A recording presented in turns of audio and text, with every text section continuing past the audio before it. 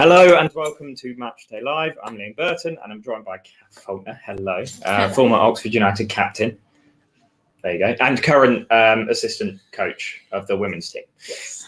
Right. Okay. So we're going to kick things off today as we sort of get ready to play against Portsmouth by looking at the lineup. Here we go. There's the graphic that we can hide either side of. So Jack Stevens in goal. As it has been in the league. Back four, Sam Long's back in. That's got to be a good thing, hasn't it? Yeah, I think it is. As you know, Carl's experimented a little bit with both Hansen and Ford deputising at right back, and they can both play there. But Longy's been just phenomenal this season. I think he's one of those players who seems to rise to every challenge. So, Carl's looking for a new right back. Well, I'll just be that right back. I need to get forward more. He works on it so much. You know, when I used to work at the club, I'd see him out post-training. He'd be getting up, putting crosses in, just working on individual parts of his game all the time. And I think we're seeing the benefits of that this year and what Sam Long has now made himself for the club. Yeah, I think, was it January? Was that when we played against Plymouth? And obviously he scored that exceptional goal. But during that month, scored a few, 3 or 4 assists. Really, really good to see, and from a local lad as well. Yeah, it was the part of his game that I think anybody would have said he needed to work on. He was always a solid right back, centre half, move to right back. You're always going to be more defensive. But yeah, that side of his game has come on hugely, and I think it's growing all the time as well. Okay, so and then it's the other back three we'd expect being more Atkinson and Ruffles. Yes, Ruffles 300. Yeah. I think that shows again another local lad, and having 2 fullbacks that are local boys that are those sort of, you know, almost when they're fit, first names on the team sheet is just, as an Oxford fan, that's what you want to see. And Josh has just been one of those players. I think people forget how long he's been at the club now because he's just Mr. Consistent. Yeah, it does seem like about 2 days ago was his 200th appearance. So I don't know how that's happened so quickly. But also the first couple of seasons he was at the club, he wasn't a regular starter. And then if you look at, we had Joe Scars at left back, we have Marvin Johnson at left back. So it's not been like he's been here, he's just been left back, you know, week in, week out that whole time. He's really fought for his place, and to build up from the age of 19 to build up 300 appearances for one club is massive. Yeah, and I think he probably got more appearances early on under Chris Wilder than maybe the club originally intended. He had to come in and do a job. And when they wanted to give him, you know, that learning time, and he didn't really get it, and then he dropped out of the team. But it was more, now he's got the chance to develop, learn off senior pros, and I think that probably did him the world of good, rather than we chucked him in. Maybe he wasn't quite ready, certainly when we were playing him in that centre midfield role. But once they found him that left back spot, and he was able to learn off people like Joe Scars, obviously a consummate professional. Mm-hmm. He's really shown his worth in the last few years. And one of the only players from Michael Appleton's first game in charge that was still in the squad by Michael Appleton's end of his time in charge, and obviously still going strong now through 2-3 managers later. Yeah, and funnily enough, in a sort of central midfield role, was more defensive than he is now as a left back, where he can go forward and put the ball in the box. Yeah, and as I said, with Sam Long adding goals and assists to his game, you always know you've got that in Josh. He's shown so many times that last minute winner that he seems to have a bit of a knack for. Yeah, I'm sure there's a stat somewhere of all of his goals, a pie chart somewhere that has how many are after 80 minutes, and I'm sure it'll be a majority. Yeah, and they add that stability. It's, I think having that back four that it is now our recognised, back five, including Jack, is brilliant. And that's something Carl wasn't able to get in those early days of this season, and now we're starting to get again, and hopefully we'll see Sam Long remain fit, hopefully for the rest of the season. Yeah, just in front of that back five, we'd usually see Alex Gorin. He's not in the starting 11 today. I'm assuming Cameron Brannigan's gonna fit that one. When he's played that throughout the games, he's looked like he's done the defensive stuff well, but he's still gone forward and added something to the attack. Yeah, Cameron's, when he plays in that role, he's much more of a box-to-box midfielder. Carl talked in the week about, since coming back from injury, maybe he hasn't got the goals in his game that he had previously. I'm sure it will come, but it makes him a very good deputiser for that role. Alex Goran has played so much football in such a short space of time that we always knew at some point he was going to start to get leggy coming through. And you couldn't have a better player to come into that role than Cameron. Does add something different. It's much more likely to drop into the back four, to pick the ball up, to drive forward with it than maybe Alex Goran, who's obviously much more comfortable being a blocker type player, which we'll miss that side of it. But Cameron obviously gives you other aspects of it. So yeah, it'll be interesting to see how we adapt. He'll still get booked somehow today, I'm sure.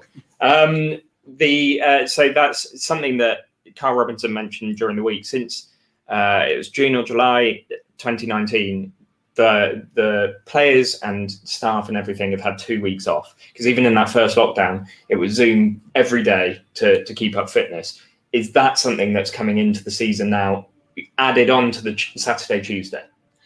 Yeah, I think so. Certainly with, obviously players like Alex Goran, who came from possibly a lower level of football, certainly not as intense week in, week out as League One is. That I think they expected him to break down maybe a bit earlier last season and need a rest. Not break down in terms of injury, but just in mental fatigue as well as physical fatigue. It's a lot to be putting yourself through. And as you say, 2 weeks off, nobody expected that. He's obviously a long way from home, that he hasn't been able to get home either. So I think we'll see a better Alex Goran going forward from having a little bit of a rest. Yes. Then in front of Alex Goran, I don't know what order these will be, but I know they'll change around a lot. Shodipo, Lee, Sykes and Henry. Now, any one of those can play in any one of those sort of four positions, and I think they will switch around.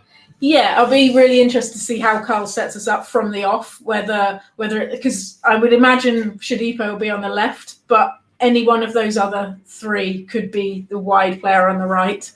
And it slightly changes how we'll play, whether it's, obviously if it's Henry out there, it's a little bit, he'll play a bit deeper, get crosses in earlier. If it's Sykes, he's a bit more tenacious. And obviously Lee we're starting to see coming into the squad.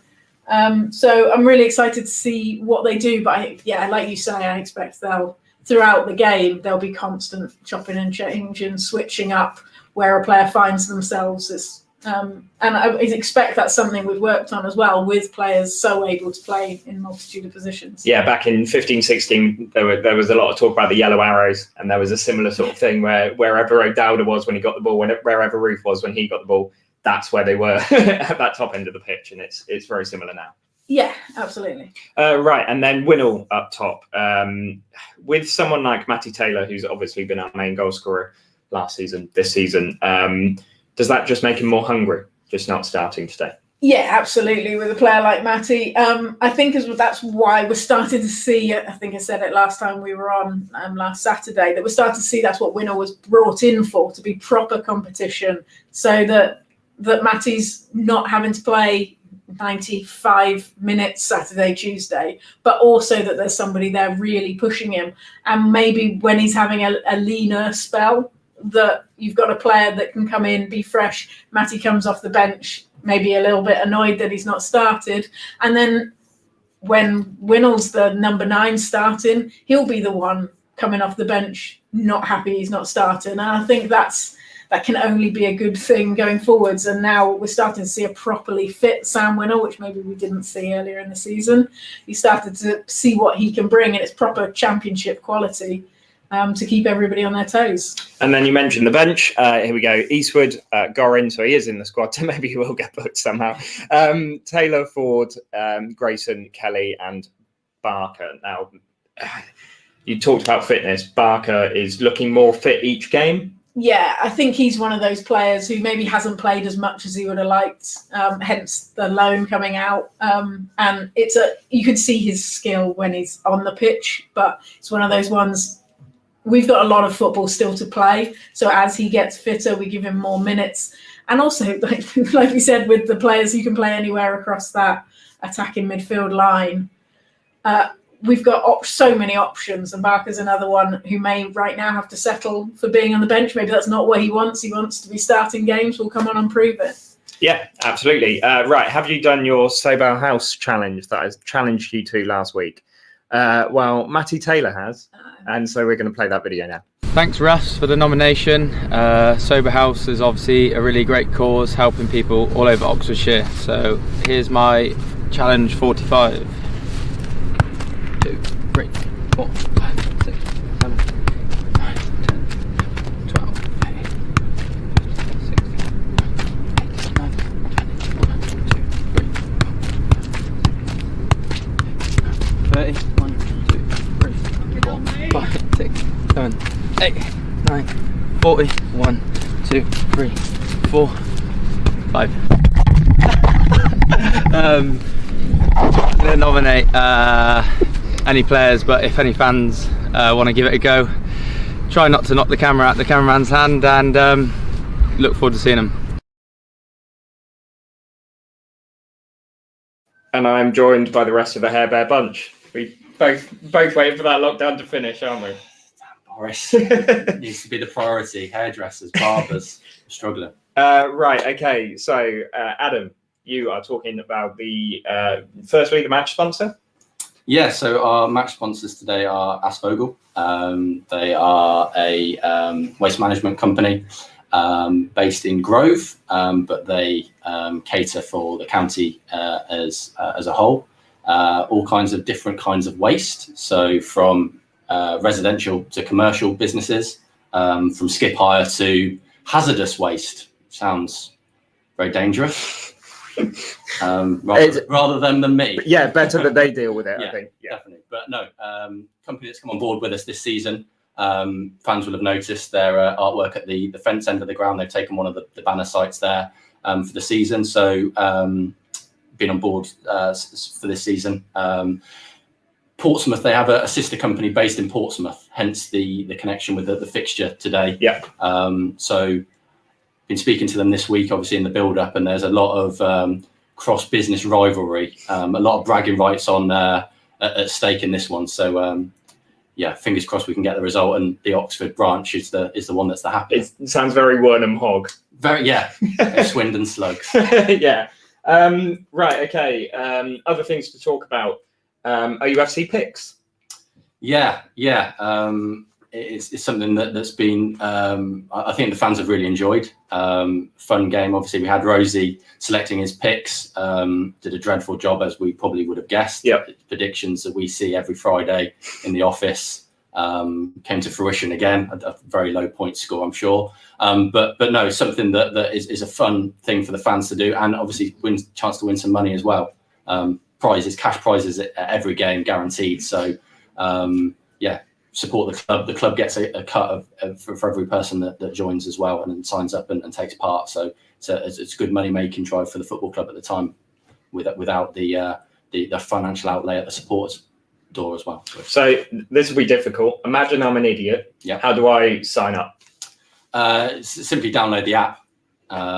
Very, very simple. OUFC Picks is the app. Download that. You can make your predictions for each game. There's a list of questions that you have to answer. Some are yes, no, and some are how many. So how many goals will Sam Winnell score today? Obviously, four obviously is the correct answer. And then you get points assigned to that correct answer, or the closeness that you got to that answer. And then there's a leaderboard of all the fans. Top of the leaderboard wins the jackpot. Obviously, if that is more than one person, that jackpot is split. But as I say, guaranteed. So you could get everything wrong, but not that wrong, and then still win. Very unlikely, because there's a few answers that are yes, no, but in theory, in theory. But I wouldn't suggest. I'd suggest getting the right answers. And then is there a cost? No cost at all. No cost at all. Just fun way of following the game a little bit different. Obviously, we all want the result. We all want the win, but if you've got a few things riding on it as well, James Henry assist, for instance, or a clean sheet, or a goal in the second half for Mide Shadipo, something like that is something that you're looking out for while you're watching. That's when you want your last 10 minutes Josh Ruffles goal.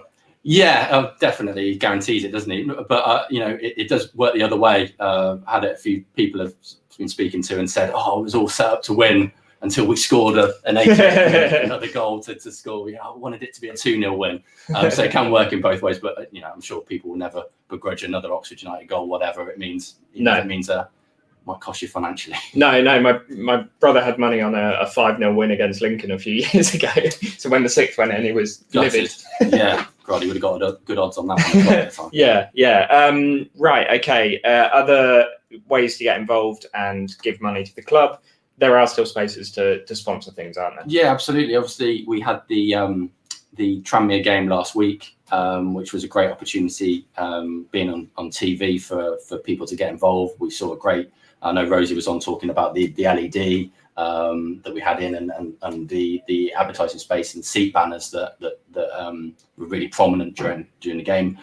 I obviously was here for the game and then watched the game back the next day, which, when you've lost 2-0, is not the best. But I was buzzing off the LED, and sponsors were texting me throughout the game how good it looked. Obviously, that's something that potentially moving forward we'd look to introduce here on a permanent basis. But at the moment, we have the pad ads in place, lots of different ways to get in contact, get your name out there to the fan base and people watching on iFollow, even with fans not being able to be in the stadium. Obviously, the Tranmere game was a focus and a bit of a free hit, with the game being on TV in front of thousands of people on a national audience. But we're still getting good, and the numbers are growing all the time on iFollow, so we're still getting good eyes on our advertising spaces within the ground on a week-by-week basis. Then you've got player shirts, match ball, all of that stuff. Yeah, match sponsors.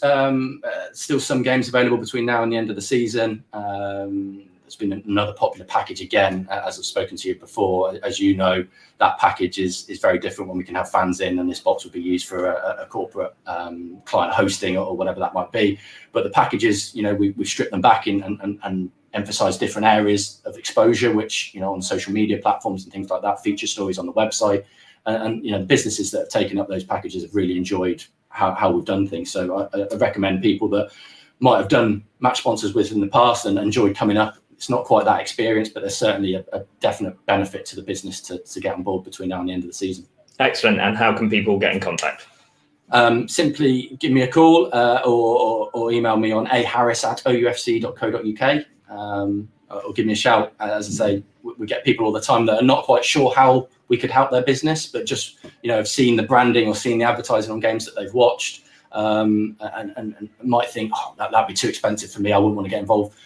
It might, I'm a small business, whatever. We can cater for all different businesses, lots of different options, and happy to chat through with any business, however big, however perceived small your business is. I do think there's a value to every business. So yeah, happy to pick up the phone and have a chat. Excellent. So Harris. aharris@oufc.co.uk. Okay, and last time, today's match sponsor is? Asvogel. Lovely. Right, okay. Josh Ruffles is about to play his 300th game for Oxford United. Here's an interview between him and Chris Williams. Best thing about this interview is that somebody's got you confused with Michael Rose, which might be the best thing. Can't believe you just told me that, to be honest. Well, no. So Soccer Beta got you at 298 games. It's actually 299 because they got confused about Michael Raines coming on as a sub, not you.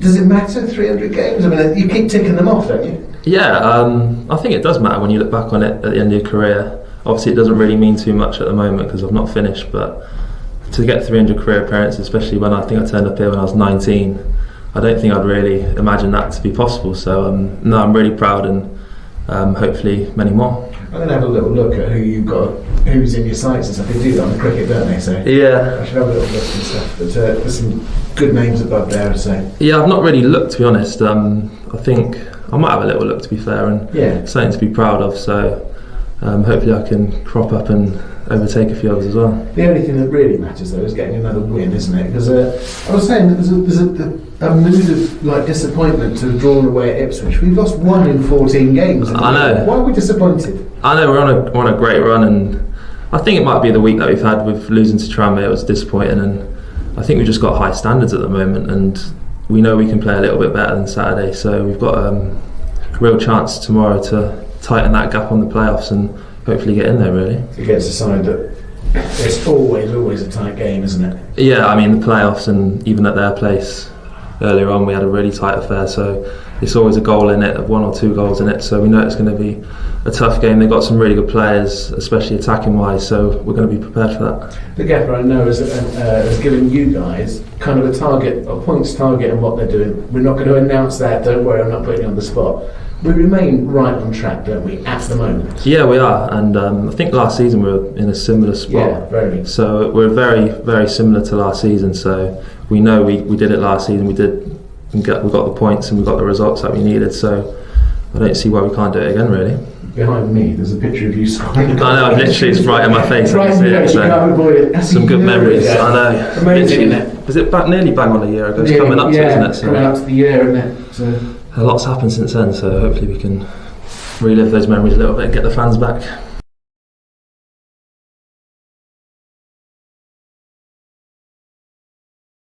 And I am joined by club historian Martin Fradetsky. Hello. Hello. Oxford United, Portsmouth. Yes. Let's start with, how are we against them? Not bad. I mean, it's fairly even, really. This is the 70th game that the teams have played against each other since they Oxford joined the Football League, which is more than any other team that Oxford has played. Portsmouth won 25, Oxford's 22, so it's pretty close. And the rest have all been 1-1. Probably, yes. Yeah. At home, we've got a very good record. Pretty good record against Portsmouth. 118 to their 8. Oh, okay. So yeah, I mean, overall not so bad. But like I say, the last 2 dozen games have finished 1-1. Yeah. It is a lot, isn't it? Finish 1-1. Yeah. But that doesn't make a difference today, does it? Today, well, no, it shouldn't. I mean, that's past. This is different. 2 different sides playing in a good game of football, nice pitch, good conditions. Yep. Hopefully.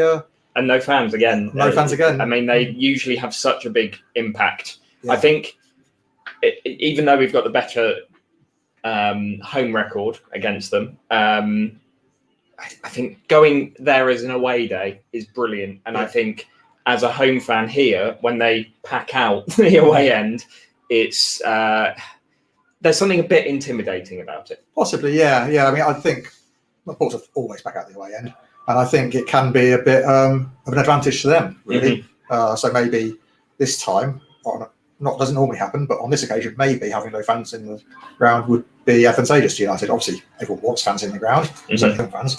But sadly, it's not to be. Probably not this season at all. After the Prime Minister's announcement. But yesterday. hopefully next. But hopefully next season, yes. And then you can add this to your history knowledge of the club. Indeed, yes. Excellent. Played for both. It's been a lot. Yeah, it's like I will do my who has played more for them. Okay, so 2 former Oxford players that have played for Portsmouth are Danny Rose, one of the 58 Danny Roses in football, and Ryan Williams on the bench for the Matchday. Who has made more appearances for them according to Wikipedia? According to Wikipedia, which, by the way, if I get the answer wrong, is incorrect. Okay. I think Mr. Rose. Danny Rose has played 54 games for them. Yeah. Last match for Ryan Williams was 55. Oh. If he comes on tonight, it'll be 56. They should have. But that includes 4 appearances in his first spell. Right. His debut was for Portsmouth. Yeah. That one doesn't count. Right. So other played for both. Tommy Craddock. Tommy Craddock, obviously. Yeah. Only made about 9 appearances for them. Was quite a big deal to go to them. Yeah, he got injured quite early in his spell there and didn't feature for a long time. He did actually play. No, he was on the bench for one game when they played us and didn't get on the pitch. But I had a nice chat with him afterwards, which was obviously good. Mm-hmm. Yeah. Others include Dave Kitson. Dave Kitson, of course. Yeah. Former England centre half Steve Foster. Right. Yeah. A few goalkeepers that have played for both. John Milkins, who's featured in the programme. Who else? Others.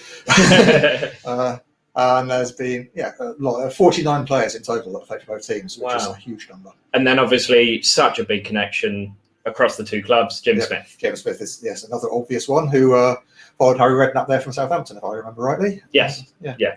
So and these again with the Pompey fans, he's a bit of a legend. Not quite as much of a legend as he is to our fans, but certainly the Pompey fans hold him in very high regard. Yes. Yeah. Yeah. Obviously, we played them last season in the playoffs. Again, that's another one that's all just back of the heads now, isn't it? Today's a different game. Yeah, of course it is. Yeah. Of course, Simon Eastwood also played for Portsmouth. Of course he did. Michael Appleton was manager for a little while. So there are plenty of links between the clubs. And they've, I think there's a big mutual respect between us as well. I'd like to think so. Anyway. Yeah, I think two teams that have played at the in the top division against each other as well. Have come down the leads, have won major trophies, and found ourselves lower down than we currently are. So we're both trying to get our way back up, to where we feel we belong. Indeed, a bit better myself. What is in your hands? I gave a sneaky hint earlier. You may remember this. Lovely. The match program. Yeah, there are still a few available. Obviously, too late for you to receive them before the game now. But if you email me on program@oufc.co.uk, I will tell you how you can then make payment for it to be sent out next Tuesday when we play Peterborough. Yes. The P's that for some reason I get mixed up when I get to say them. Posh or Pompey. What is it in the programs? In the programs, obviously we have match action. You may want to avoid those pages. We've got an article about Subbuteo. We've got a smoothie recipe courtesy of Alex Rodriguez. Oh wow! So there's bound to be tequila or something in there, something Spanish. Sadly, no. I think he is legally obliged to keep it on alcohol. Oh, okay. But if he uses Choco coconut water, which is one of our sponsors. Interview with Rob Atkinson. And plenty more good stuff. Another interview with Alex Rodriguez, or Alex Gorin as we call him because it's shorter. Yep. Portsmouth players, high profiles. Lots in there. Lots of stuff. Played for both. There's a met before. There's a youth team report. Not today's game, sadly. That'll be in the next program. But what a game that was. Yes. And they played again today, didn't they? Yes, they won. They played today. They beat Yeovil 3-2 in an amazing game this afternoon at the training ground. Excellent. It was absolutely astonishing. The second half, especially the climax here, it was wonderful. The highlights are on YouTube, I believe. Definitely worth watching. And I think have been tweeted out, so you can find them on there. Yeah. When you have, sort of historically, when you have a good youth team, 2 or 3 years later, it makes sense for the first team success to happen. Is that the case? No. But it will be this time. Hopefully, yeah. One of the issues, of course, is that of the youth team, maybe only 3 or 4 of that group, even if they're a great team, certainly no more than half a dozen will actually get taken on as professionals. And then there's still a hell of a lot of development to go because the difference between under-18 football and men's football is immense, which is why, quite rightly, clubs try to farm out certainly the second-year youth team players for 6 months or more on loan to conference clubs or League Two clubs if they can, them to get that experience of playing men's football before they are exposed to our first team. But there are players who have come through the youth team who do make first team appearances. Matty Taylor's the always one. Josh Ruffles was in our academy before he moved to Coventry. Mm-hmm. So there's a few. Jack Stevens, of course. And we've also got a manager at the moment who is very sort of focused on managing the careers and not just the current club. Yeah, it's a long-term project. Youth team players at first team. It's not instant. Even the best youth team players won't immediately make the leap to regular first team football. But we've got like Spasov has played and scored for the first team. Yeah, he has, and is now on doing very well at Woking, as is Kyron Lofthouse. Yeah. So, there are success stories, obviously, and obviously the big kind of key to their development now is they're both in the under-21s. That's our number for other players who've been out on loan. Will they get offered professional contracts at the end of their period with the under-21s, which will presumably be this close season? Some may stay on for another year, but and then obviously there's the current under-18 crops, the second year under-18s, who will then, some of them will progress into the under-21s. And then it's a kind of a culling process. So not all of the, say, 5 or 6 go to the under-21s. It's unlikely that all of those will then eventually make hurdles, isn't it? Yeah, it is. And I think that this club is very good at their development. I mean, we've got a very good reputation at the academy level for the players that we bring through. Our youth team is regularly at the top of the table, as they are now, or very close to it. But it is difficult. You know some players, even if they're really good, just the sheer weight of numbers, especially now with the new squad caps, they will not get taken on. Mm-hmm. So our club will try and find another club for them if they're not taken on. We'll do our best by them. Yeah. But again, that's managing the careers, managing the people. Right. But not everyone is going to make it. Some of them will give up at that stage because their dream is shattered or whatever. Others, really positive way to. Yeah, but it's true. And yeah, as they go up through the age groups, under 9s upwards, every year you shed a few. So it's and you bring in new ones as well, obviously. So it is a process. And like I say, at the end of it, making the first team, especially a regular first team appearances, is very difficult. Yeah, but worth it in the long run. For sure, yes. Right, okay, so we are 15 minutes from kickoff. Can I just interrupt you? You certainly can. Is your nan watching today? I don't know. Well, if you are, hi, nan. I know. Right, we are 15 minutes away from kickoff. If you haven't got your iFollow pass already, make sure that you get it. And here are a few words from iFollow. Follow in your heart, in spirit, in soul. You make every tackle, score every goal. You're part of it, wherever you are in the world. From the first minute until the last kick. Victories, heartbreaks. You're part of the fabric, the passion, devotion, supercharging emotion. For you, there is only one. Abiding loyalty, togetherness that is second to none. Follow every kick, every tackle, every goal. With access to live stream games and matchday commentary. With coverage spanning the globe. Behind the scene content, newsletters and match highlights. There is no better way for you to get closer to your club. And with iFollow sales supporting them, no better way to show your love. And you can't be there with iFollow.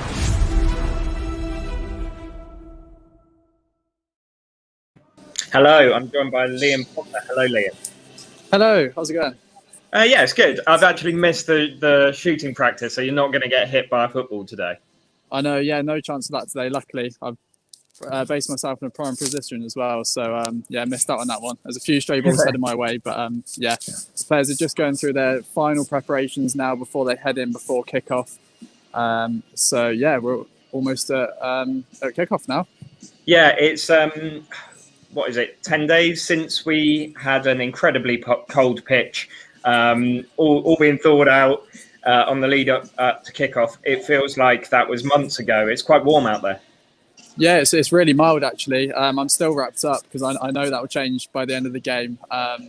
But yeah, it's really mild conditions. The pitch is in good nick still for this time of the season. And yeah, it's a lot more refreshing. It's kind of getting towards it feels like it's getting towards the latter stage of the season, even though we're only roughly halfway through. But it feels like the run-in now, and hopefully we'll just get warmer evenings, and yeah, should be nice. I always talk about how great it is to have a match under the floodlights. Does it feel exciting down there? Yeah, it does. It's always nice and atmospheric under the lights. I think it brings a different dimension to the game. It's nice and moody.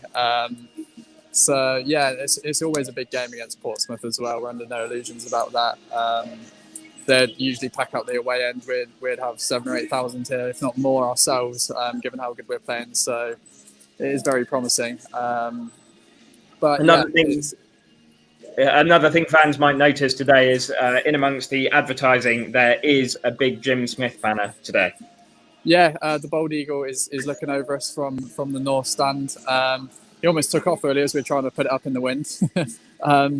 That was interesting. But yeah, he's looking over us, pride of place in the north stand. So yeah, hopefully he'll bring a bit of luck. Obviously, he was manager of Portsmouth as well, so they've got close connections with him. So yeah, hopefully he'll bring that bit of luck to us today. Yeah, hope so. Right, okay. I doubt you're allowed to, but do you look at OUFC picks and make some predictions in your head, even if you're not allowed to through the app? I do, yeah. I think everyone does really. When you see the questions, we all look at it. But obviously, yeah, we can't play. But yeah, fingers crossed for a win today. Excellent. Well, thanks very much for joining, and I'll speak to you next week before the game against Peterborough. Thank you very much. Right, okay, so that is it from today's Matchday Live, but you can keep up to date with the story on Instagram. You'll have tweets from Martin Podetsky during the game through the Oxford United Twitter account. Chris Williams will be writing the match report, and Liam Potter will be filming the moments you missed. Thanks very much for joining, and goodbye.